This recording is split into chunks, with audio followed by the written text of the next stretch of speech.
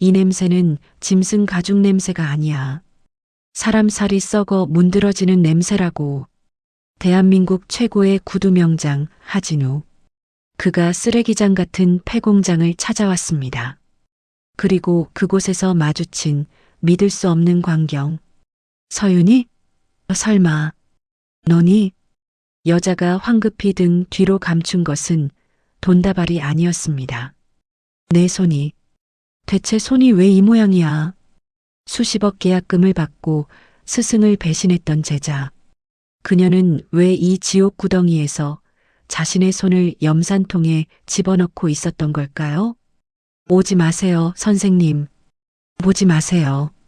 그녀가 핏물 흐르는 손으로 필사적으로 지키려 했던 단 하나의 비밀. 지금 그 처절하고도 슬픈 복수의 시간이 시작됩니다. 귀한 시간 내어주셔서 감사합니다. 사연 시작 전 구독과 좋아요 눌러주시고 어디서 듣고 계신지 댓글 남겨주시면 그곳에 행운이 깃들기를 온 마음으로 바라겠습니다. 오전 9시 서울 강남의 한복판에 자리한 마에스트로 하의 공방. 이곳은 가죽 냄새가 나지 않았어요. 오직 그윽한 커피 향과 잘 말린 나무 냄새만이 감돌 뿐이었죠. 하진우 명장은 오늘도 습관처럼 창가에 섰답니다. 창밖으로 쏟아지는 햇살이 따갑게 느껴질 법도 하건만 그는 미동도 하지 않았어요. 그의 눈앞에 펼쳐진 세상은 점점 좁아지고 있었기 때문이죠. 마치 카메라 렌즈의 조리개가 조여지듯 시야의 가장자리가 검게 물들어가고 있었거든요. 녹내장 말기. 의사가 내린 사형 선고였어요. 그는 떨리는 손으로 양복 안주머니에서 작은 약통을 꺼냈어요. 눈 건강에 좋다는 루테인과 혈행 개선제를 한 움큼 입에 털어 넣었죠. 평소 건강식품 하나 챙겨 먹지 않던 그였지만 눈앞이 흐려지기 시작하니 지푸라기라도 잡는 심정으로 가장 좋다는 영양제를 꼬박꼬박 챙기게 되었답니다. 젊은 시절 가죽 먼지를 마시며 밤을 새울 때는 자신의 몸을 너무 돌보지 않았던 게 이제 와서 뼈저리게 후회되는 순간이었죠. 선생님, 이탈리아에서 가죽 샘플이 도착했습니다. 비서가 조심스럽게 가죽 원단을 책상에 올렸어요. 최고급 송아지 가죽. 일반인이 본다면 눈이 부실 정도로 매끄러운 광택이었죠. 하지만 진우는 가죽을 보지도 않고 손끝으로 스윽 훑을 뿐이었어요. 치워. 네. 하지만 이건 밀라노 테너리에서도 최상급 판정을 받은 표면에 미세한 스크래치가 있어. 가죽 안쪽 지방층도 고르지 않아. 이런 걸로는 내 은퇴작을 만들 수 없다. 비서가 당황하며 가죽을 치웠어요. 진우는 깊은 한숨을 내쉬었죠. 사실 그의 눈에는 스크래치가 보이지 않았어요. 보이지 않기에 손끝의 감각이 비정상적으로 예민해진 것뿐이었죠. 그가 만들려는 마지막 구두. 그것은 단순한 신발이 아니었어요. 자신의 시력이 완전히 사라지기 전 세상에 남겨야 할 유일한 유산이었으니까요. 하지만 그 어떤 가죽도 그의 예민해진 손끝을 만족시키지 못했답니다. 그때였어요. 업계 후배가 지나가듯 했던 말이 뇌리를 스치고 지나갔죠. 성수동 외곽에 이상한 공장이 하나 있다더군요. 폐수가 흘러넘치는 시궁창 같은 곳인데 거기서 나오는 가죽이 기가 막히답니다. 마치 가죽에 영혼을 불어넣는 귀신이 산다고 하던데요. 귀신이라. 진우는 지팡이를 집어들었어요. 차 대기시켜. 성수동으로 간다. 차창 밖 풍경이 세련된 빌딩 숲에서 점점 낡고 색바랜 공장지대로 바뀌었답니다. 도착한 곳은 간판조차 떨어져 나가는 낡은 피역 공장이었어요. 차 문을 열자마자 역겨운 냄새가 진우의 코를 덮쳤죠. 짐승의 비린내와 독한 화학 약품 냄새가 뒤섞인 그야말로 지옥의 냄새였어요. 아이고, 선생님, 누추한 곳까지 어인 일이십니까? 공장장이 버선발로 뛰어나왔어요. 기름때 묻은 작업복에 비굴한 웃음을 띠고 있었죠. 진우는 손수건으로 코를 막으며 인상을 찌푸렸어요. 엠페러 등급 악어 가죽이 있다고 들었네만. 아, 예. 워낙 귀한 물건이라 저희 공장에서도 제일 독한 놈들만 다루는 제2작업장에 모셔뒀습니다. 진우는 공장장을 따라 질척이는 바닥을 걸어갔어요. 이탈리아제 수제 구두 밑창에 검은 폐수가 묻어났죠. 공장 안은 거대한 드럼통들이 돌아가는 굉음으로 가득했어요. 쿵, 쿵, 쿵. 마치 심장이 뛰는 소리 같았죠. 진우는 앞이 잘 보이지 않는 탓에 지팡이 끝의 감각에 의지에 발을 내디뎠어요. 그런데 참 이상했죠. 이 지독한 악취 속에서 아주 미세하게 익숙한 향기가 느껴지는 거예요. 가죽 유화제 냄새가 아니었어요. 이것은 라벤더 오일과 밀랍을 섞어 만든 천연 왁스 향이었답니다. 이 냄새는 설마. 진우의 발걸음이 멈췄어요. 그는 홀린 듯이 공장장의 안내를 무시하고 구석진 곳으로 향했죠. 가장 독한 염색 약품이 끓고 있는 공장의 가장 깊고 어두운 곳. 그곳에 한 여자가 등을 돌리고 서 있었어요. 증기가 자욱한 수조 앞에서 그녀는 맨손으로 가죽을 주무르고 있었답니다. 고무장갑도 끼지 않았어요. 붉은 염료가 펄펄 끓는 물에 살과 가죽을 함께 담그고 있었죠. 이봐, 자네 미쳤나? 진우가 소리쳤어요. 장인의 본능이었죠. 가죽을 다루는 사람에게 손은 생명과도 같은 것이니까요. 여자가 천천히 몸을 돌렸어요. 증기가 걷히며 그녀의 얼굴이 드러났답니다. 세월의 풍파를 정통으로 맞은 듯 깊게 패인 주름, 그리고 왼쪽 뺨에 검은 점. 하지만 진우는 단번에 알아볼 수 있었어요. 가죽을 쥐고 있는 저 손목의 각도, 어깨를 쓰지 않고 오직 손목의 스냅만으로 가죽의 결을 펴는 기술. 대한민국에서 저런 기술을 가진 사람은 딱 2명뿐이거든요. 하진우 자신, 그리고 윤희? 진우의 입에서 8년 동안 금기어였던 이름이 튀어나왔어요. 여자의 눈동자가 심하게 흔들렸죠. 그녀는 황급히 자신의 두 손을 등 뒤로 감췄답니다. 잘못 보셨습니다. 돌아가세요. 목소리는 오래된 쇠를 긁는 것처럼 탁하고 거칠었어요. 하지만 진우는 물러서지 않았죠. 지팡이를 짚은 손에 힘이 들어갔어요. 내가 왜 여기에 있어? 내 디자인을 훔쳐서 경쟁사로 갔다던 내가, 수십억 계약금을 받고 나를 배신하고 떠난 내가 왜 이 시궁창에서 짐승 가죽이나 벗기고 있는 거냐고. 진우의 고함 소리에 주변의 인부들이 힐끔거렸어요. 하지만 기계 소음이 워낙 커서 그들의 대화는 묻혀버렸죠. 윤희는 고개를 숙였어요. 그리고 작업대 위에 놓인 젖은 가죽을 다시 집어들었답니다. 그녀는 대답하지 않았어요. 그저 묵묵히 가죽에 주름을 펴고 염료를 바를 뿐이었죠. 그 행위는 노동이라기보다는 차라리 종교적인 의식에 가까워 보였어요. 마지막 구두. 아직 완성 못하셨잖아요. 윤희가 건조하게 내뱉었죠. 진우의 표정이 굳어졌어요.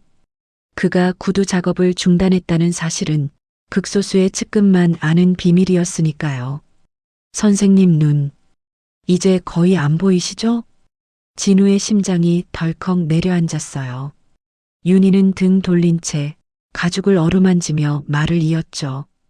일반 가죽으로는 안 돼요. 선생님의 그 예민한 손끝을 속일 수 있는 유리알처럼 매끄럽지만 강철처럼 질긴 가죽.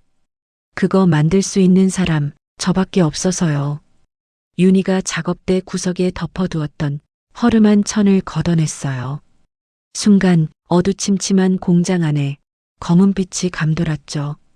그곳에는 흠집 하나 없이 완벽하게 가공된 악어 가죽 한 장이 놓여 있었답니다. 마치 살아있는 생물처럼 은은한 광택을 뿜어내고 있었어요. 진우는 자석에 이끌리듯 다가갔어요. 떨리는 손을 뻗어 가죽을 만져보았죠. 아, 전율이 일어났어요. 시각이 아닌 촉각이 먼저 반응했답니다.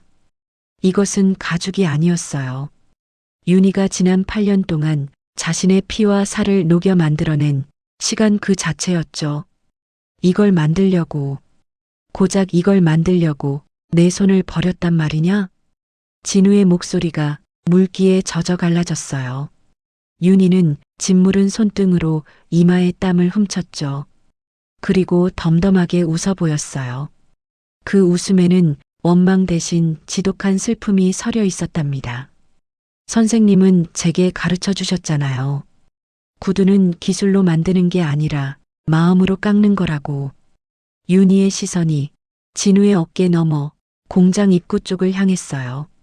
그곳에는 낡은 휠체어에 앉은 한 소년이 멀리서 이 광경을 지켜보고 있었답니다. 다리가 비틀려 한 번도 땅을 밟아보지 못한 소년이었죠. 진우는 그제야 깨달았어요. 자신이 만들다 만마지막 구두. 걷지 못하는 이를 일어서게 만드는 기적의 구두. 그 허황된 꿈을 자신에게 쫓겨난 제자가 이 지옥 같은 곳에서 홀로 완성하고 있었으므려. 공장의 소음이 거대한 파도처럼 진우를 덮쳤어요. 진우는 들고 있던 지팡이를 떨어뜨렸죠. 그리고 붉게 물들고 짓물러버린 윤희의 손을 덥석 잡았답니다. 악취나는 약품 냄새가 세상 그 어떤 향수보다 진하게 진우의 가슴을 파고들었어요. 진우는 잡은 손을 놓지 않았어요. 마치 지금 이 손을 놓아버리면 자신의 남은 생명마저 함께 빠져나갈 것 같은 공포를 느꼈기 때문이죠. 윤희의 손은 사람의 피부라기보다는 거친 나무 껍질 같았답니다. 독한 약품의 화상을 입고 아물기를 반복해서 생긴 굳은 살. 지문조차 닳아 없어진 그 매끈한 손끝이 진우의 가슴을 후벼 팠어요. 이거 놔주세요, 선생님. 더러워요. 제 손에 묻은 약품, 선생님 옷에 다 묻습니다. 윤희가 황급히 손을 빼내려 했지만 진우는 오히려 더 꽉 쥐었답니다. 내 마음보다 더러울까? 제자의 손이 이렇게 될 때까지 눈 멀고 귀 막고 살았던 내 늙은 마음보다 더럽겠냐고. 진우의 목소리가 떨렸어요. 그때였죠. 엄마. 뒤쪽에서 가늘고 겁먹은 목소리가 들려왔답니다. 낡은 휠체어에 앉아있던 소년이 바퀴를 굴려 조심스럽게 다가오고 있었어요. 10서너 살쯤 되었을까? 창백한 얼굴에 윤희를 쏙 빼닮은 맑은 눈망울을 가진 아이였죠. 하지만 무릎 아래로는 앙상하게 마른 다리가 힘없이 축 늘어져 있었답니다. 민재야, 오지마. 여기 냄새나고 위험해. 윤희가 기겁하며 아이를 막아섰어요. 하지만 진우의 시선은 이미 아이의 발에 고정되어 있었답니다. 양말도 신지 못한 맨발, 뒤틀리고 굳어버린 발목. 그것은 단순히 걷지 못하는 다리가 아니었어요. 태어날 때부터 단 한 번도 땅을 딛고 서본 적 없는 발이었죠. 진우의 머릿속에서 8년 전 그날의 기억이 번개처럼 스쳐 지나갔어요. 선생님, 제발 갑을 좀 부탁드려요. 아이 수술비가 필요해요. 이번에 수술 못 받으면 영영 못 걸을 수도 있대요. 비 오는 날 밤 공방 바닥에 무릎 꿇고 빌던 윤희의 모습. 하지만 그때 진우는 어땠나요? 경쟁사에게 디자인이 유출되었다는 분노에 눈이 멀어 윤희의 간절한 부탁을 매몰차게 거절했었죠. 돈 때문에 스승을 팔아먹은 것도 모자라 이제는 동정심에 호소하는 거냐? 당장 내 눈앞에서 꺼져. 그때 자신이 내뱉었던 독설이 지금 부메랑이 되어 심장에 박히는 것만 같았답니다. 저 아이. 그때 그 뱃속에 있던. 진우가 말을 잇지 못하자 윤희는 고개를 푹 숙였어요. 네. 민재예요. 선생님 곁을 떠나고 바로 나왔어요. 제대로 먹지도 쉬지도 못해서 그런지 태어날 때부터 뼈가 약했죠. 윤희가 씁쓸하게 웃었답니다. 제가 벌 받은 거예요. 선생님 배신하고 도망친 죄, 자식이 대신 받는 거죠. 누가 배신자라는 거야. 진우가 버럭 소리를 질렀어요. 그 소리에 민재가 놀라 어깨를 움츠렸죠. 진우는 끓어오르는 감정을 억누르며 품 안에서 무언가를 꺼냈답니다. 그가 항상 챙겨 다니는 진한 홍삼 농축액 스틱이었어요. 갑작스러운 충격에 현기증이 일었거든요. 가뜩이나 약해진 기력에 엄청난 스트레스가 덮치니 눈앞이 핑 돌며 식은땀이 흘렀던 거죠. 진우는 떨리는 손으로 홍삼을 입에 물었어요. 쌉싸름한 기운이 식도를 타고 내려가자 그제야 정신이 좀 맑아지는 것 같았답니다. 그는 다시 지팡이를 고쳐잡고 윤희를 똑바로 바라보았어요. 내가 알았어. 내가 훔친 게 아니란 거. 강철이 놈이 도박 빚 때문에 디자인 팔아넘기고 너한테 뒤집어 씌운 거란 거. 뒤늦게 알았단 말이다. 윤희의 눈이 커졌어요. 강철이 공방의 수석 제자이자 윤희가 짝사랑했던 선배였죠. 왜 말하지 않았냐? 내가 한 짓이 아니라고 왜 변명 한마디 안 하고 떠난 거야? 진우의 추궁에 윤희는 입술을 깨물었어요. 말하면요? 말하면 믿어주셨을까요? 그리고 강철 선배는요? 선생님이 아들처럼 아끼던 수제자였잖아요. 제가 범인이 되면 저는 쫓겨나면 그만이지만 선생님 상처는 덜할 거라고 생각했어요. 바보 같은 여자. 미련할 정도로 착해 빠진 여자. 진우는 가슴이 미어지는 것 같았답니다. 그때 요란한 기계음 사이로 거슬리는 목소리가 끼어들었어요. 아이고, 분위기 참 묘하게 돌아가네. 공장장이었어요. 뒷짐을 진 채 비릿한 웃음을 흘리며 다가왔죠. 선생님, 이 여자가 옛 제자였습니까? 거참 인연이네. 근데 어쩌죠? 감동적인 재회는 퇴근 후에 하셔야겠는데. 지금 물량이 밀려 있어서요. 공장장은 윤희를 턱짓으로 가리키며 소리쳤어요. 어이, 서여사. 놀러 왔어? 저 가족들 다 못 끝내면 오늘 일당 없는 거 알지? 장애인 아들 약값이라도 벌려면 손이 부르트도록 문대야 할 거 아냐.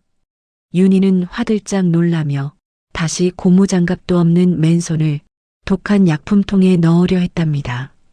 죄송합니다. 얼른 할게요. 그 비굴한 모습에 진우의 이성이 끊어지는 소리가 들렸어요. 멈춰. 진우의 낮지만 서늘한 목소리. 하지만 윤희는 멈추지 않았어요. 멈추라고 했다. 진우가 지팡이를 들어 윤희의 앞을 가로막았어요. 그리고 천천히 고개를 돌려 공장장을 노려보았답니다. 초점을 잃어가는 눈이었지만 평생 한 분야의 정점에 서 있던 사람만이 뿜어내는 서슬 퍼런 살기가 느껴졌죠. 자네 눈에는 저 사람이 그저 일용직 노동자로 보이나? 예. 아, 아니 뭐. 그럼 여기서 일하는 사람이 노동자지 뭡니까? 공장장이 쭈뼛거리며 뒷걸음질 쳤어요. 저 손은 대한민국 구두 역사상 가장 완벽한 라스트레스트를 깎던 손이야. 돈으로 환산할 수 없는 국보급 기술을 가진 기술자란 말일세. 진우의 호통이 공장을 울렸어요. 그런 사람에게 고무장갑 하나 없이 독극물을 만지게 해? 자네가 오늘 저지른 짓은 문화재를 불태운 것과 다름없어. 공장장은 기가 질려 아무 말도 못했답니다. 진우는 다시 윤희를 향해 돌아섰어요. 그리고 떨리는 손을 내밀었죠. 가자. 내 공방으로. 하지만 윤희는 그 손을 잡지 않았어요. 오히려 뒷걸음질 치며 자신의 뭉개진 손을 더 깊이 숨겼답니다. 못 가요. 안 가요, 선생님. 뭐? 제 손을 보세요. 지문은 다 녹았고 손목 인대는 끊어질 듯 너덜거려요. 이제 저는 구두칼도 망치도 줄 수 없어요. 섬세한 바느질은커녕 단추 하나 제대로 끼우기 힘들다고요. 윤희의 눈에서 참았던 눈물이 툭 하고 터져 나왔어요. 구두장인 서윤이는 8년 전에 죽었어요.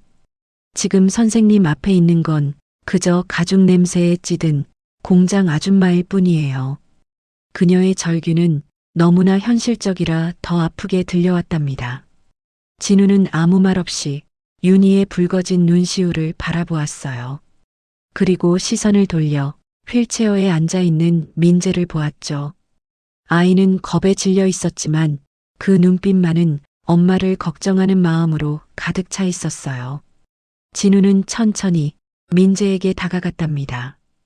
그리고 무릎을 굽혀 아이의 시선과 눈높이를 맞췄어요. 이름이 민재라고 했지? 아이가 고개를 끄덕였어요. 진우는 아이의 뒤틀린 발을 자신의 따뜻한 손으로 감싸쥐었답니다. 할아버지가 평생 구두만 만들고 살았는데 말이야. 아직 못 만든 구두가 하나 있단다. 진우가 고개를 들어 윤희를 바라보며 말했어요. 윤희야, 너는 칼을 줄 필요 없다. 망치질을 할 필요도 없어. 내가 내 눈이 되어 다오. 내가 너의 손이 되어 주마. 윤희의 눈동자가 흔들렸어요. 내가 만든 그 가죽으로 내가 구두를 만들 거다.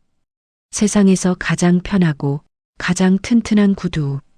진우는 민재의 발을 톡톡 두드리며 단호하게 선언했답니다. 이 아이가 생애 처음으로 땅을 딛고 일어설 바로 그 구두를 말이야. 공장의 소음이 멈춘 듯 고요한 정적이 흘렀어요. 진우의 말은 단순한 제안이 아니었어요.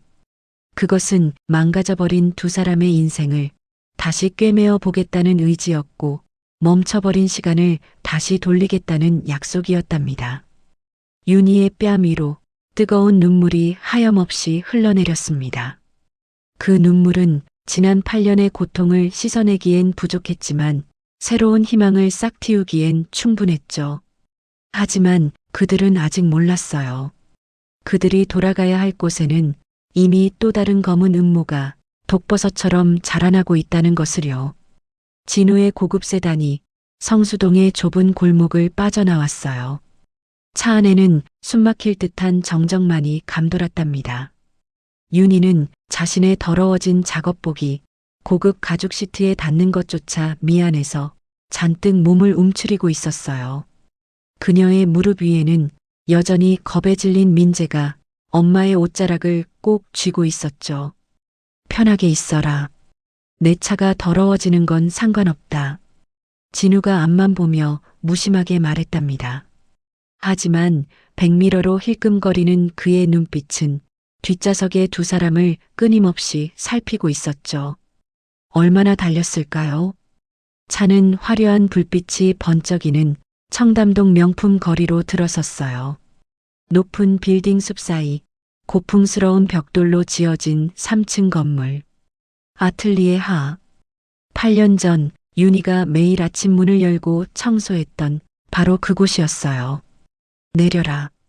진우가 먼저 내려 문을 열어주었답니다. 윤희는 주저했어요.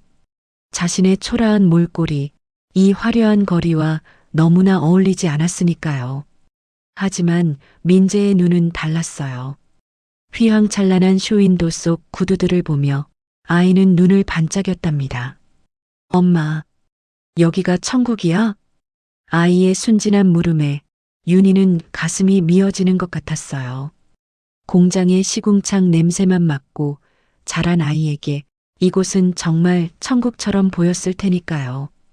그래, 엄마가 예전에, 아주 예전에 일했던 곳이란다. 그때였어요. 공방에 육중한 유리문이 열리며 말끔한 정장 차림의 남자가 걸어 나왔답니다. 머리에는 왁스를 잔뜩 발라 넘기고 이탈리아산 맞춤 정장을 입은 남자. 강철이었어요. 진우의 수제자이자 현재 공방의 실질적인 운영을 맡고 있는 바로 그 배신자였죠. 선생님, 어디를 그렇게 급하게 다녀오십니까? 이탈리아 바이어들이 기다리고 있는데. 강철이 호들갑을 떨며 다가오다가 진우 뒤에 서 있는 윤희를 발견하고는 그대로 굳어버렸답니다. 마치 무덤에서 기어나온 유령을 본 사람처럼 얼굴이 하얗게 질렸죠. 서윤이? 강철의 목소리가 가늘게 떨렸어요. 하지만 이내 그의 표정은 경멸과 조소로 바뀌었답니다. 그는 코를 킁킁거리며 손부채질을 해댔어요. 이게 무슨 냄새야? 어디 하수구 청소라도 하고 왔어?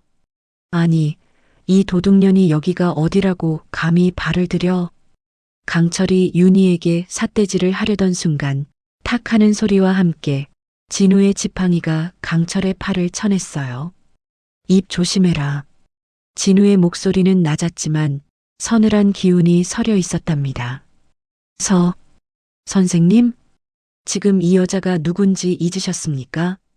선생님 디자인 팔아먹고 도망친 그 배신자라고요. 강철은 억울하다는 듯 소리쳤어요. 자신이 저지른 죄를 덮기 위해 더 크게 소리 지르는 뻔뻔한 연기였죠. 윤희는 고개를 들지 못했어요. 과거의 트라우마가 되살아나 몸이 사시나무 떨듯 떨렸답니다. 하지만 진우는 그런 윤희의 어깨를 감싸 안았어요.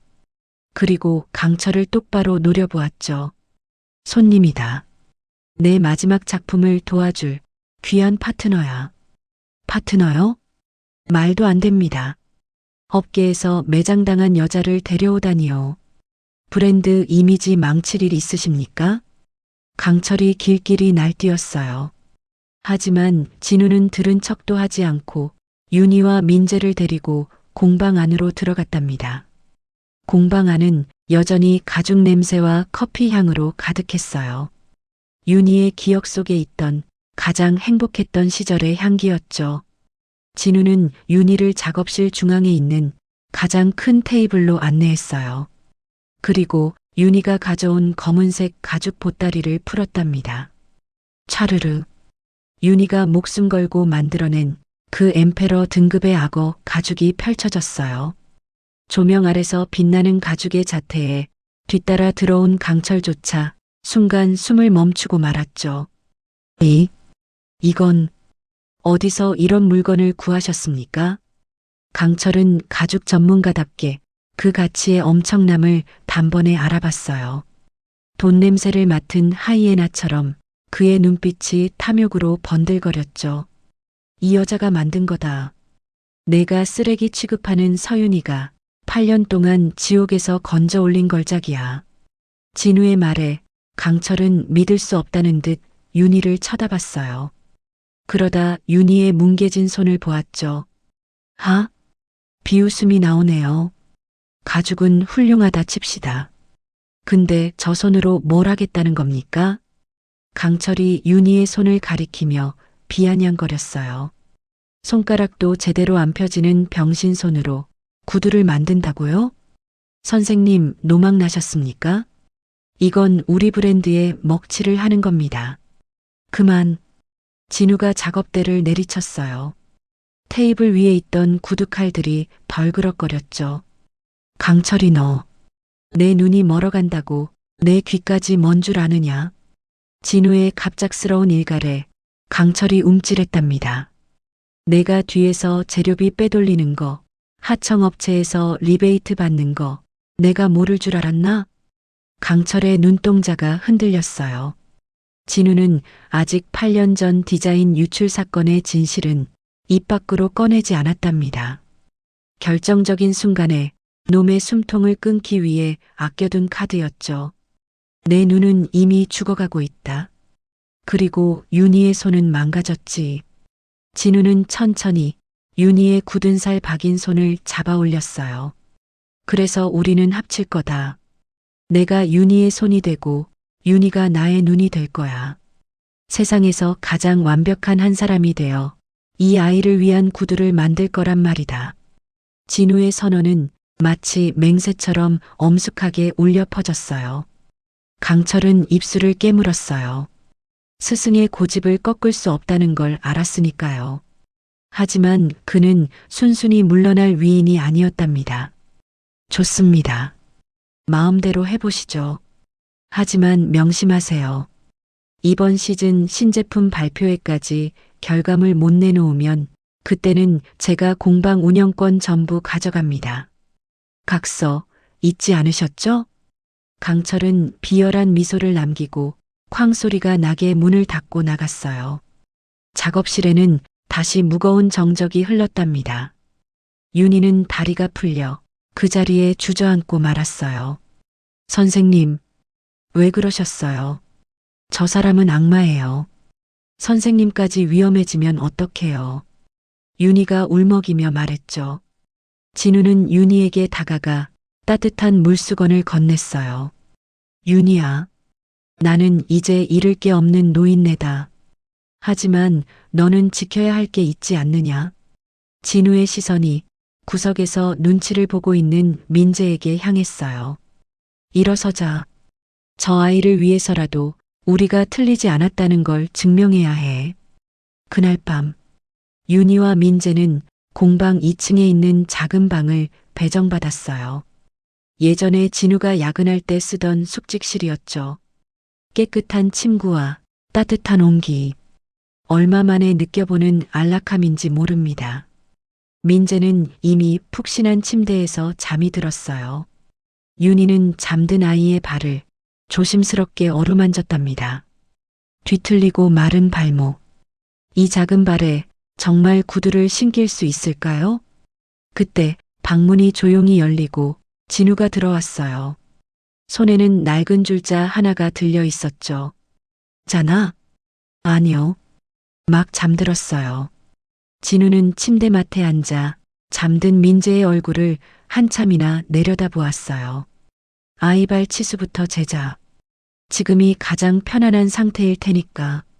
진우는 눈을 감은 채 손끝의 감각만으로 민재의 발을 만지기 시작했답니다. 발등의 높이, 발볼의 넓이, 발목이 꺾인 각도까지. 그의 손길은 마치 의사가 진찰을 하듯 신중하고 예술가가 조각을 하듯 섬세했어요. 뼈가 많이 약해. 일반 가죽으로는 발목을 지탱 못해. 하지만 너무 딱딱하면 살이 짓눌려. 진우가 혼잣말처럼 중얼거렸죠. 윤희는 숨죽여 그 모습을 지켜보았어요. 선생님, 정말 민재가 걸을 수 있을까요? 의사들도 포기한 다리예요. 윤희의 물음에 진우가 줄자를 거두며 윤희를 돌아보았답니다. 선글라스를 벗은 그의 눈은 비록 초점은 흐렸지만 확신에 차 있었어요. 구두는 마법이 아니다. 안진뱅이를 일으키는 기적 같은 건 없어. 진우의 냉정한 말에 윤희의 가슴이 덜컥 내려앉았어요. 하지만 진우는 말을 이었죠. 하지만 말이다. 이 아이가 일어서고 싶다는 의지를 가졌을 때 그 의지가 무너지지 않도록 가장 단단한 바닥이 되어줄 순 있어. 우리가 만들 건 기적이 아니라 용기다. 용기. 윤희는 그 단어를 입안에서 굴려보았어요.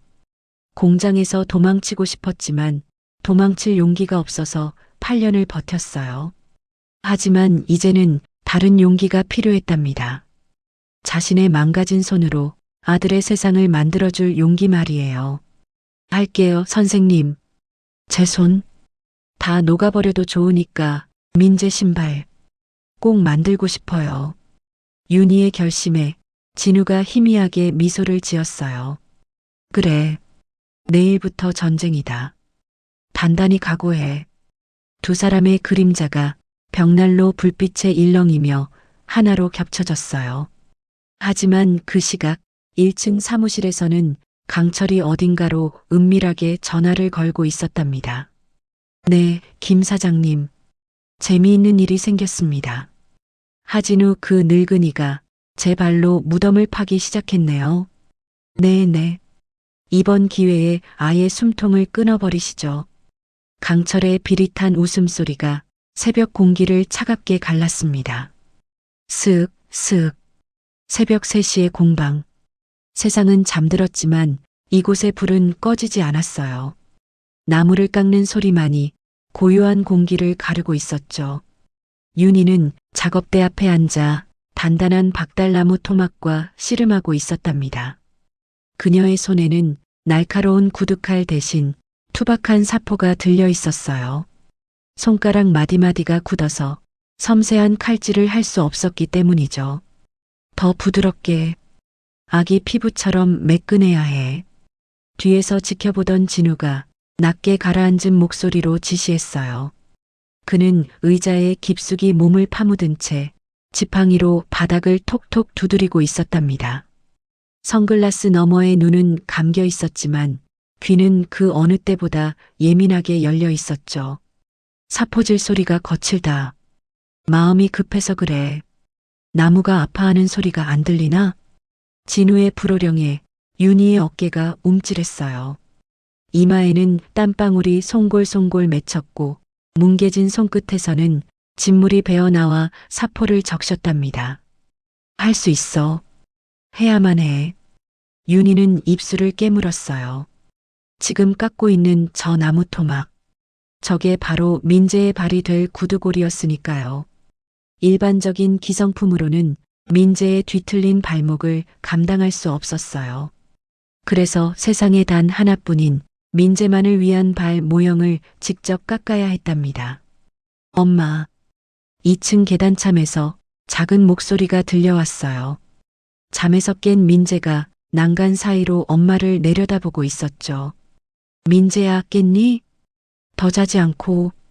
엄마 손 피나잖아. 아이가 울먹이며 말했어요. 윤희는 황급히 등 뒤로 손을 감췄지만 이미 붉은 피가 바닥에 뚝뚝 떨어지고 있었답니다. 아냐, 괜찮아. 엄마는 하나도 안 아파.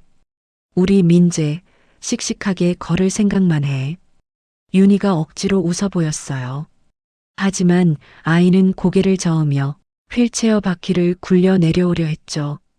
그때 진우가 자리에서 일어났어요. 그리고 민재에게 다가갔답니다. 민재야, 이리 와보렴. 진우는 아이를 작업대 옆으로 불렀어요. 그리고 품 안에서 무언가를 꺼내 아이의 손에 쥐어주었죠. 그것은 오래된 나무 조각 인형이었어요. 투박하지만 따뜻한 온기가 느껴지는 작은 말 모양의 조각이었답니다. 할아버지가 젊었을 때 깎은 거야. 이 말처럼 너도 언젠가 들판을 달리게 될 거다. 정말요? 저도 달릴 수 있어요?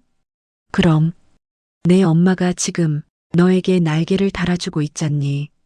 진우의 말에 민재는 윤희를 바라보았어요.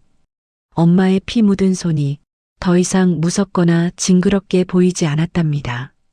그것은 세상에서 가장 아름다운 천사의 날개처럼 보였으니까요. 그 순간이었어요. 쾅! 쾅! 쾅! 공방의 정적을 깨는 요란한 소음이 들려왔어요.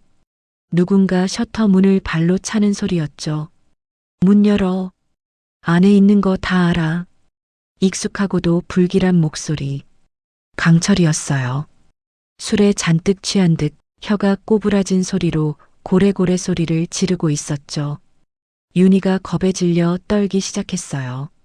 진우는 윤희의 어깨를 한번 꽉 잡아주곤 천천히 문을 열었답니다. 찬바람과 함께 술 냄새가 확 풍겨왔어요. 강철은 혼자가 아니었죠. 검은 양복을 입은 사내 2명을 대동하고 있었어요. 이 새벽에 무슨 행패냐? 진우가 지팡이를 짚고 막아섰어요. 강철은 비틀거리는 걸음으로 들어오며 비릿한 웃음을 흘렸답니다. 아이고, 우리 스승님. 잠도 없으시네. 이 야심한 시각에 장애인 구두나 만들고 계십니까? 강철이 작업대 위에 놓인 미완성된 라스트를 집어들었어요. 이따위 나무 토막 깎아서 뭐 대단한 작품이라도 나올 줄 아셨어요? 김 사장님이 그러시던데. 투자금 회수하겠다고. 뒤에 서 있던 양복 입은 사내가 서류 봉투를 툭 던졌어요. 하진우 씨, 브랜드 가치 하락에 대한 손해배상 청구입니다. 그리고 공방 건물 담보대출 연장 거부되었습니다. 일주일 안에 원금 상환 못하시면 이 건물 경매로 넘어갑니다. 청천벽력 같은 소리였어요. 강철이 몰래 공방 건물을 담보로 사채까지 끌어다 썼던 거예요. 내 이놈, 내 놈이 기어이. 진우의 손이 부들부들 떨렸어요. 하지만 강철은 아랑곳하지 않고 들고 있던 구둣발을 바닥에 내동댕이 쳤답니다. 우지끈. 윤희가 밤새 피를 흘리며 깎았던 박달나무 토막이 쪼개져 버렸어요. 안 돼. 윤희가 비명을 지르며 달려들었어요. 깨진 나무 조각을 부여잡고 그녀는 오열했답니다. 이게 어떤 건데? 내 아들 발인데. 어떻게 이럴 수가 있어? 강철은 그런 윤희를 발로 툭 밀어냈어요. 그러게 곱게 나갔어야지. 주제도 모르고 설치니까 자식 새끼 발목까지 부러지는 거 아냐. 그 말이 떨어지기가 무섭게 피욱 하는 소리가 났어요. 진우의 지팡이가 허공을 가르고 강철의 정강이를 후려친 거예요. 아! 강철이 비명을 지르며 나뒹굴었어요. 눈이 보이지 않는 노인의 일격이라고는 믿기지 않을 만큼 정확하고 매서운 타격이었죠. 내 공방에서 나가라. 진우가 낮은 목소리로 으르렁거렸어요. 마치 상처 입은 늙은 사자가 마지막 힘을 짜내어 포효하는 것 같았답니다. 일주일 안에 이 아이가 구두를 신고 걷는 걸 보여주마. 만약 해내지 못하면 내 전 재산과 목숨까지 내놓겠다. 하지만 해낸다면 그때는 내 놈들이 내 공방 앞에서 무릎 꿇고 빌어야 할 것이다. 진우의 기백에 눌린 사내들이 강철을 부축해 황급히 쫓겨나듯 도망쳤어요. 폭풍이 지나간 자리. 공방은 다시 고요해졌지만 바닥에 널브러진 나무 조각만이 참담한 현실을 말해주고 있었죠. 윤희는 망가진 구둣발을 품에 안고 하염없이 눈물을 흘렸어요. 이제 재료도 시간도 없었으니까요. 박달나무는 단단해서 건조하고 숙성하는 데만 몇 년이 걸리는 귀한 나무거든요. 당장 구할 수 있는 재료가 없었어요. 울지 마라. 진우가 작업실 구석에 있는 낡은 괴짝으로 다가갔어요. 먼지가 뽀얗게 쌓인 자물쇠가 채워진 괴짝이었죠. 그는 품에서 열쇠를 꺼내 떨리는 손으로 문을 열었답니다. 그 안에는 검붉은 빛이 감도는 아주 오래된 나무 한 덩어리가 잠들어 있었어요. 선생님, 이건... 윤희가 놀라 입을 다물지 못했어요. 그것은 흑단의 버니였어요. 물에 가라앉을 만큼 단단하고 무거워서 나무의 보석이라 불리는 전설의 목재였죠. 진우가 30년 전 자신의 은퇴작을 위해 구해놓고 평생을 아끼며 숨겨왔던 바로 그 나무였답니다. 이걸로 깎자. 내 마지막 자존심보다 저 아이의 첫걸음이 더 중요하다. 진우는 망설임 없이 그 귀한 흑단 나무를 작업대 위에 올렸어요. 하지만 선생님, 이건 선생님의 꿈이잖아요. 평생을 기다려온 나무잖아요. 내 꿈은 이제 바뀌었다. 진우는 윤희의 피 묻은 손을 잡아 흑단 나무 위에 올려놓았어요. 차갑고 단단한 나무의 질감이 윤희의 뜨거운 손바닥에 전해졌답니다. 너와 나 그리고 민재. 우리 셋이 함께 만드는 구두가 내 진짜 은퇴작이 될 거다. 윤희는 더 이상 울지 않았어요. 스승이 내어준 것은 단순한 나무가 아니라 그의 인생 그 자체라는 것을 알았으니까요. 다시 사포질 소리가 시작되었어요. 슥, 슥. 이번에는 더 힘차고 더 간절한 소리였답니다. 흑단은 박달나무보다 훨씬 단단해서 손끝이 터져나갈 듯 아팠어요. 하지만 윤희는 멈추지 않았죠. 옆에서 진우는 건강식품 박스를 뜯어 홍삼 한 포를 윤희의 입에 물려주었답니다. 힘내라. 밤은 길지만 새벽은 반드시 온다. 시간이 얼마나 흘렀을까요? 창밖이 푸르스름하게 밝아오기 시작했어요. 작업대 위에는 검은 보석처럼 빛나는 완벽한 곡선의 라스트가 놓여 있었답니다. 민재의 발을 그대로 본뜬 세상에 하나뿐인 발 모형이었죠. 윤희는 떨리는 손으로 잠들어 있는 민재를 깨웠어요. 그리고 아이의 발에 각각 가는 라스트를 대어 보았답니다. 어때? 불편하지 않니? 민재는 눈을 비비며 발에 닿은 차가운 나무의 감촉을 느꼈어요. 그리고 이내 아이의 얼굴에 환한 미소가 번졌답니다. 엄마, 내 발이랑 똑같아. 마치 내 발이 하나 더 있는 것 같아. 그 말에 진우와 윤희는 서로를 마주 보았어요. 밤새 흘린 땀과 눈물이 헛되지 않았음을 확인하는 순간이었죠. 이제 뼈대는 완성되었어요. 남은 것은 가죽을 씌우고 밑창을 다는 일. 하지만 그들에게 남은 시간은 단 6일. 그리고 강철의 방해는 이제 겨우 시작에 불과했답니다. 진우는 창밖을 바라보았어요. 흐릿한 시야 너머로 먹구름이 몰려오고 있었죠. 틱, 틱, 틱. 시계 초침 소리가 마치 심박수처럼 빠르게 들려왔어요. 약속한 기한인 일주일 중 이제 남은 시간은 단 하루. 공방의 작업실은 팽팽한 긴장감으로 가득 차 있었답니다. 진우는 마지막 밑창 작업을 하고 있었어요. 하지만 그의 손은 예전 같지 않았죠. 바늘구멍을 찾는 것조차 이제는 기적에 가까운 일이었으니까요. 왼쪽으로 조금만 더요. 아니, 너무 갔어요. 거기에요. 윤희가 옆에 바짝 붙어 앉아 진우의 손을 잡아 이끌었답니다. 그녀의 눈은 진우의 흐릿한 눈을 대신하고 있었어요. 하지만 그녀의 손 역시 한계에 다다르고 있었죠. 단단한 흑단 나무를 깎고 질긴 악어 가죽을 당기느라 윤희의 손가락 마디마디는 터지고 갈라져 피가 배어 나오고 있었거든요. 윽! 진우가 신음소리를 냈어요. 바늘이 미끄러져 그의 손가락을 찌른 거예요. 벌써 10번째였죠. 흰 가죽 장갑이 붉은 핏자국으로 얼룩져 있었답니다. 선생님, 그만하세요. 이러다 손 다 망가지세요. 윤희가 울먹이며 말렸지만 진우는 고개를 저었어요. 아니다.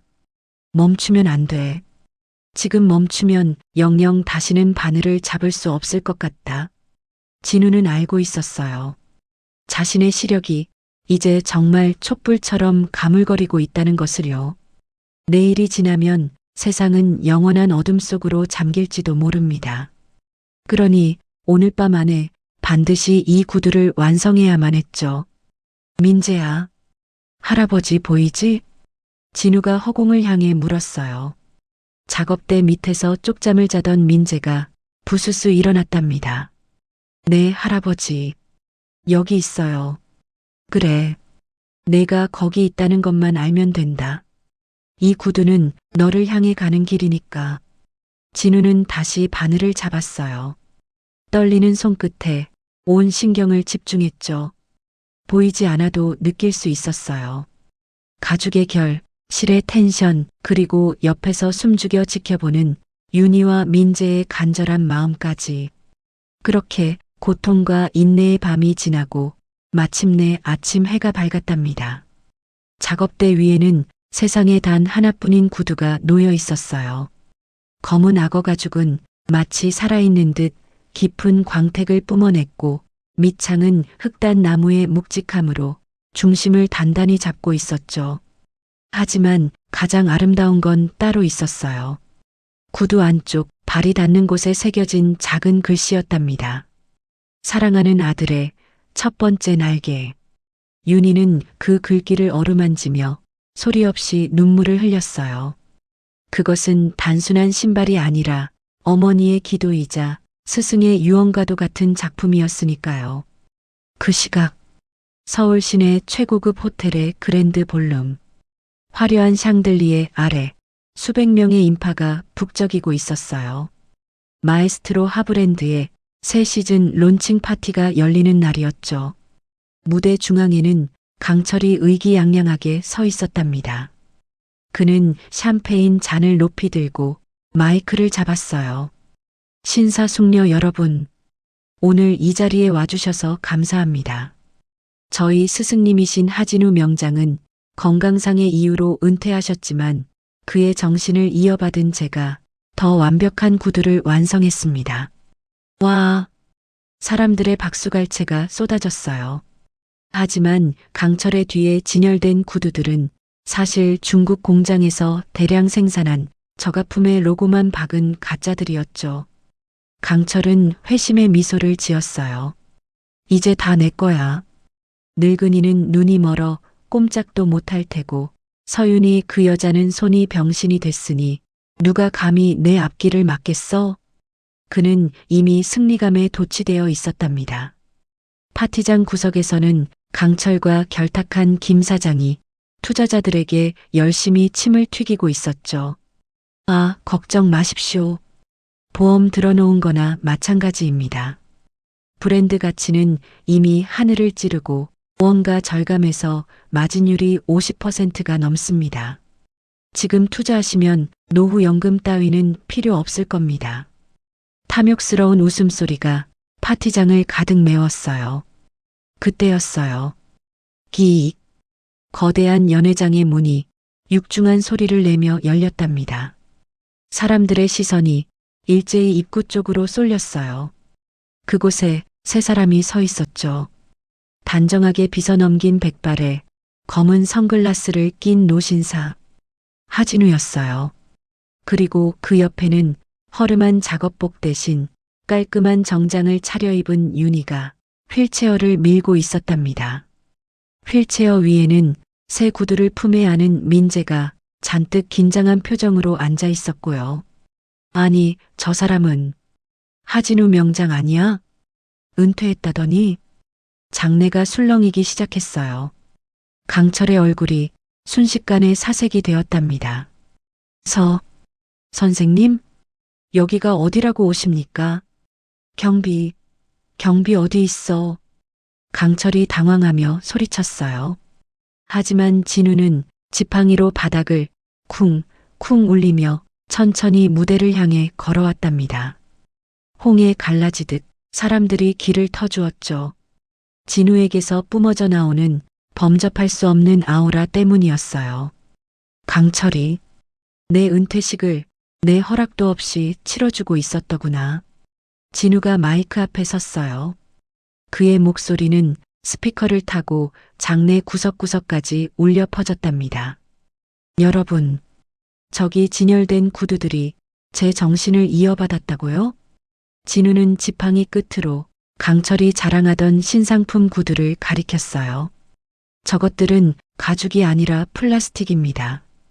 영혼이 없는 껍데기일 뿐이죠. 뭐라고요? 지금 무슨 헛소리를 하시는 겁니까? 강철이 펄쩍 뛰며 대들었어요.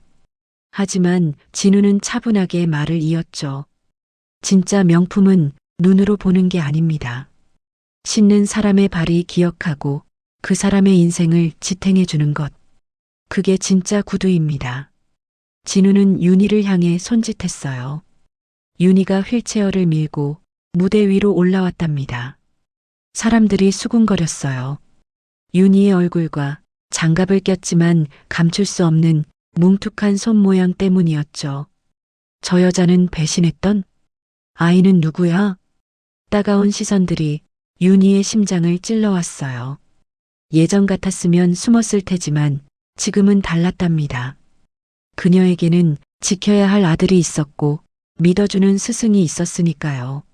제 제자 서윤희입니다. 8년 전 억울한 누명을 쓰고 떠나야 했던 진정한 제 후계자죠. 진우의 폭탄 발언에 기자들의 카메라 플래시가 미친 듯이 터지기 시작했어요. 팡! 팡! 팡! 강철은 얼굴이 불그락푸르락해져서 어쩔 줄을 몰라 했답니다. 증거 있어? 노망난 늙은이 말 누가 믿어? 저 여자는 도둑년이라고. 그리고 저 애는 뭐야? 안진뱅이 장애인을 데려와서 감성팔이라도 하겠다는 거야? 강철이 민재를 손가락질하며 비웃었어요. 그 말이 떨어지기가 무섭게 장내 분위기가 싸늘해졌죠. 진우는 천천히 선글라스를 벗었어요. 초점을 잃어 뿌옇게 변한, 하지만 그 어느 때보다 강렬한 눈빛이 드러났답니다. 그래. 이 아이는 걷지 못한다. 태어나서 단 한 번도 땅을 딛고 서본 적이 없지. 진우가 민재 앞에 무릎을 꿇었어요. 그리고 아이의 품에서 그 검은 악어 구두를 꺼내 들었답니다. 하지만 오늘 이 아이는 증명할 것이다. 진우는 떨리는 손으로 민재의 뒤틀린 발에 구두를 신겨주기 시작했어요. 딱딱한 흑단 밑창이 아이의 발바닥을 받쳐주고 부드러운 악어 가죽이 아이의 발목을 단단하게 감싸 안았죠. 마치 퍼즐 조각이 맞춰지듯 구두는 민재의 발과 하나가 되었답니다. 민재야, 준비됐니? 윤희가 아이의 손을 꼭 잡으며 물었어요. 민재는 고개를 끄덕였죠. 아이의 눈빛은 더 이상 겁쟁이의 것이 아니었어요. 엄마가 피로 만든 가죽, 할아버지가 생명으로 깎은 나무, 그 사랑의 무게를 발끝에 느끼고 있었으니까요. 일어서 보자. 진우의 말에 민재가 휠체어 손잡이를 잡고 힘을 주었어요. 기익. 휠체어가 뒤로 밀려났어요. 사람들은 숨을 죽이고 그 모습을 지켜보았답니다. 강철조차 비웃음을 멈추고 마른 침을 삼켰죠. 후들거리는 다리, 비틀거리는 발목. 금방이라도 쓰러질 것만 같았어요. 하지만 기적 같은 일이 벌어졌답니다. 구두의 높은 발목 부분이 민재의 약한 뼈를 지지대처럼 받쳐주었고 발 모양에 완벽하게 맞춰진 흑단 라스트가 중심을 잡아주었던 거예요. 민재의 엉덩이가 휠체어 시트에서 떨어졌어요. 무릎이 펴지고 허리가 곧게 세워졌죠. 하나, 둘, 셋. 마침내 민재가 두 발로 땅을 딛고 세상을 향해 우뚝 섰답니다. 객석 곳곳에서 탄성이 터져 나왔어요. 누군가는 입을 틀어막았고 누군가는 눈물을 훔쳤죠. 그것은 단순히 아이가 일어선 것이 아니었어요. 거짓과 탐욕으로 얼룩진 이 무대 위에서 진실과 사랑만이 만들어낼 수 있는 가장 숭고한 예술 작품이 완성되는 순간이었답니다. 민재는 천천히, 아주 천천히 한 걸음을 떼었어요. 또각, 흑단 나무 굽이, 대리석 바닥을 울리는 맑고 청아한 소리. 그 소리는 강철의 심장을 찌르는 비수이자 진우와 윤희에게는 승리를 알리는 팡파르와도 같았죠. 하지만 강철은 이대로 물러설 생각이 없었어요. 그는 보안 요원들에게 은밀한 눈짓을 보냈답니다. 뭐해? 당장 저것들 끌어내. 쇼는 끝났어. 건장한 사내들이 무대 위로 뛰어 올라오기 시작했어요. 윤희가 민재를 보호하려 몸을 날렸고 진우는 지팡이를 들어 그들을 막아섰죠. 검은 양복을 입은 사내들이 무대 위로 돌진했어요. 거친 손길이 이제 막 일어선 민재의 어깨를 낚아채려 했답니다. 안 돼. 윤희가 본능적으로 아이를 감싸 안았어요. 그녀의 등 위로 보안 요원의 곤봉이 내리꽂히려는 찰나였죠. 탁! 둔탁한 파열음이 연회장의 정적을 깨뜨렸어요. 하지만 그것은 윤희의 비명이 아니었답니다. 진우의 지팡이가 허공을 가르며 보안 요원의 손목을 정확히 타격한 것이었죠. 내 손녀 같은 제자다. 그리고 내 마지막 작품을 신은 아이야. 진우가 보안 요원을 가로막으며 낮게 으르렁거렸어요. 내 놈들의 더러운 손으로 감히 건드릴 존재가 아니란 말이다.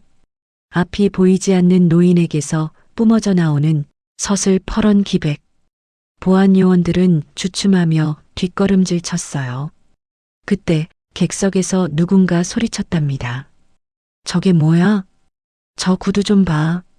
강철이 밀치고 지나간 자리, 전시대가 넘어지면서 그가 자랑하던 신상품 구두들이 바닥에 나뒹굴고 있었거든요.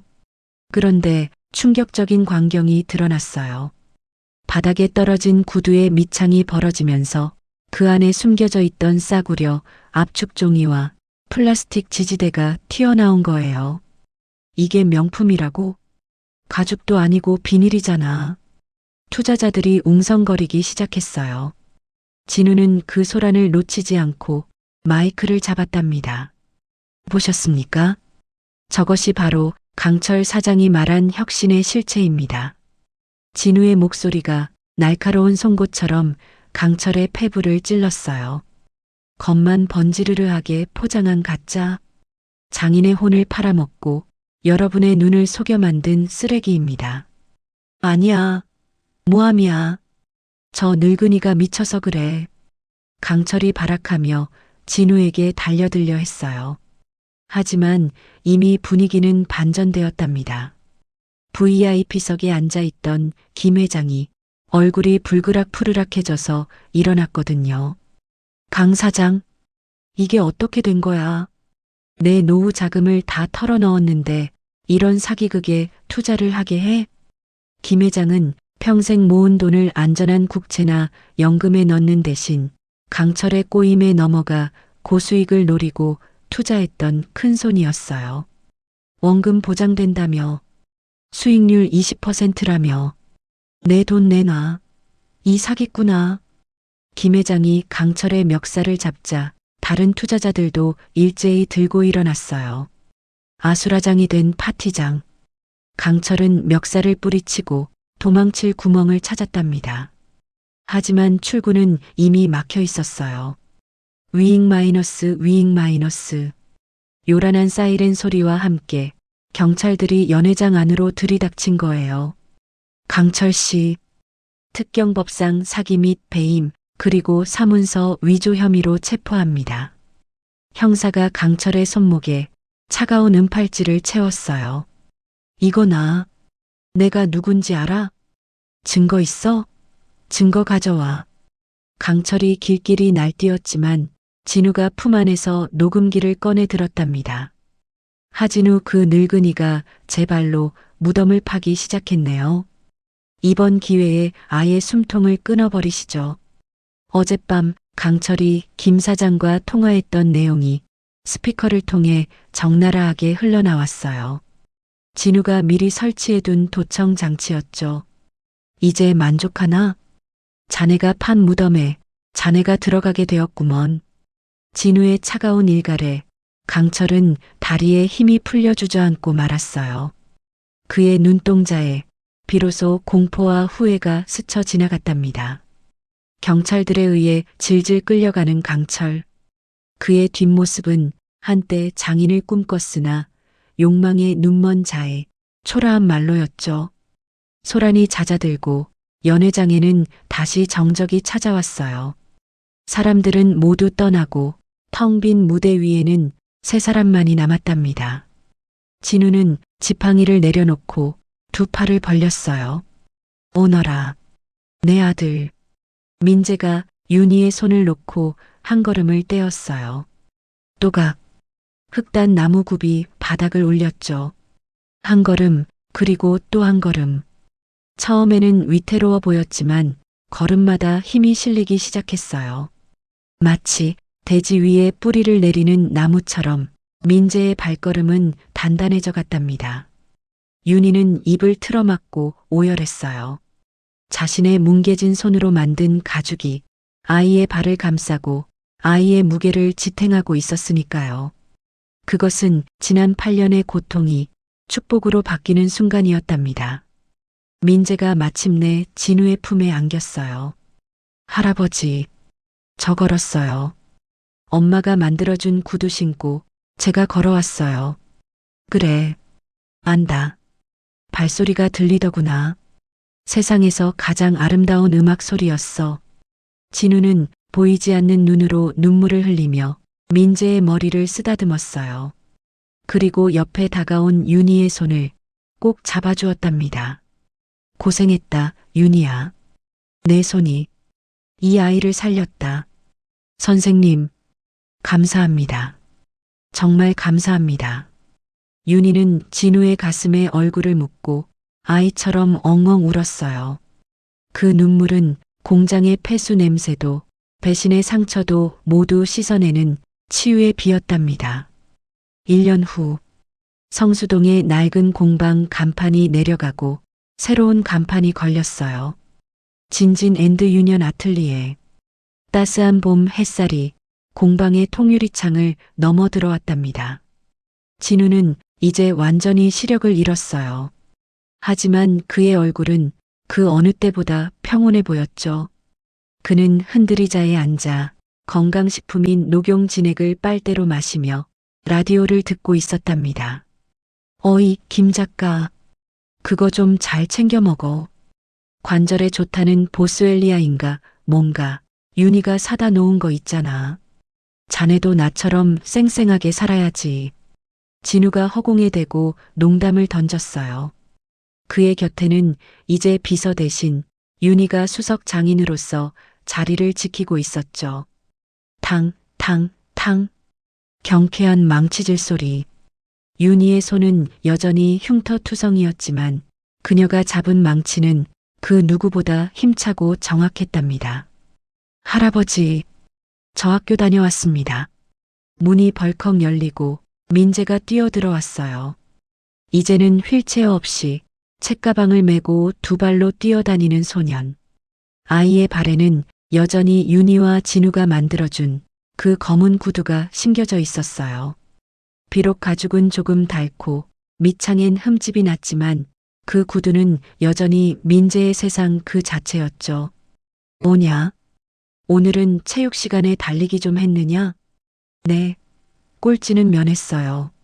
내일은 더 빨리 달릴 거예요. 민재의 씩씩한 목소리에 진우와 윤희가 마주보며 웃음을 터뜨렸어요. 가죽은 낡으면 썩어 없어지지만 사랑으로 무두질한 시간은 결코 썩지 않는 법이니까요. 공방 가득 퍼지는 은은한 가죽 냄새와 사람의 온기. 그들의 시간은 이제야 비로소 제대로 흐르기 시작했답니다. 세상은 그들을 장인이라 불렀지만 그들은 서로를 가족이라 불렀습니다. 오늘의 이야기, 가죽의 시간. 마지막 장면에서 민재가 일어서던 순간 저도 모르게 함께 박수를 치고 말았습니다. 여러분은 오늘 이야기 중 어떤 장면이 가장 기억에 남으셨나요? 가슴 찡했던 순간이나 혹은 여러분이 겪으셨던 인생의 고난과 극복 이야기를 댓글로 남겨주세요. 제가 하나하나 소중하게 읽고 마음에 담겠습니다. 이 따뜻한 소통을 계속 이어가기 위해 구독과 좋아요 잊지 마시고요. 알림 설정까지 해주시면 새로운 이야기를 가장 먼저 만나보실 수 있습니다. 오늘도 저희 채널과 함께 해주셔서 진심으로 감사합니다. 다음 영상에서 뵙겠습니다. 안녕히 계세요.